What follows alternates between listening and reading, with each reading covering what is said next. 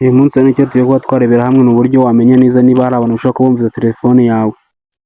Gusa nk'uko tubizi hari igihe ushobora kuba utazi ko niba hari abantu bumviza telefone yawe, rimwe na rimwe ukaba ubikora utabizi ariko barahari neza neza cyangwa se ntibahari bitewe n'uburyo runaka ubanyemo n'abandi bantu. Gusa kugira ngo ubimenye ni uko usaba gukurikirana iyi Master G TV kugira ngo umenye neza uburyo wareba niba hari abantu bashobora kuba bumviza telefone yawe. Ushobora kuba ufite umukunzi ariko atakwizera yarabishizemo kugira ngo ajye akumviriza. Yumviriza abantu bashobora kuba baguhamagara mu gihe kimwe cyangwa ikindi mu gihe runaka. Icyo uzakora ni iki kugira ngo umenye niba hari abantu bashobora kumvira telefone yawe mu buryo bumwe cyangwa ubundi. Uzaza muri telefone yawe ahandikirwa nimero cyangwa se aho wasanzwe wandikira nimero, wandikemo izi code ngiye kuba nakwereka. Uzandikamo akanyenyeri, urwego 21 urwego, ukande nurangiza gukanda uzabona ko hari simukadi ebyiri, uhitemo iyo ushaka kuba wabyemezaho kugira ngo ubirebe. Wenda kaduhere kuri MTN. Kugira ngo umenye neza neza niba hari abantu bashobora kumvira telefone yawe, ni uko uzabona aya magambo.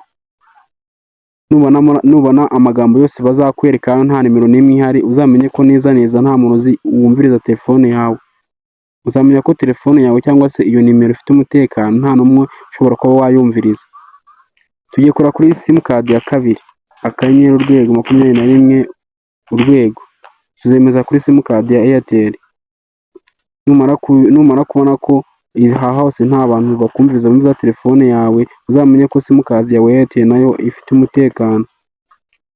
Twibutsa ko kode ibikuramo byose igihe uzaba wabibonye cyangwa se wabonye hari nimero ishobora kubumvira telefone yawe, nuko wajyamo ahandikirwa nimero ukandika urwego inshuro ebyiri, 02 02 urwego. Aha ngaha uzahita wemeza kuri simukadi wenda runaka wabibonyeho. Twibutsa ko iyi kode ikuramo ibintu byose bishobora kuba biri muri telefone yawe utari uzi byihishe. Nk'uko ubibona hano bahita bakubwira ngo call forwarding erasure was successful. Izaba yabisize byose ibintu bishobora kuba byumvira telefone yawe cyangwa se andi makode waba warashizemo utabizi. Ndagushimiye nkomeza kubwira ngo ukomeza kugira ibihe byiza aho uri hose. Iyi ni Master G TV nkomeza kubwira ukomeza gukanda subscribe no gukanda share aho biri ngombwa. Ndabashimiye.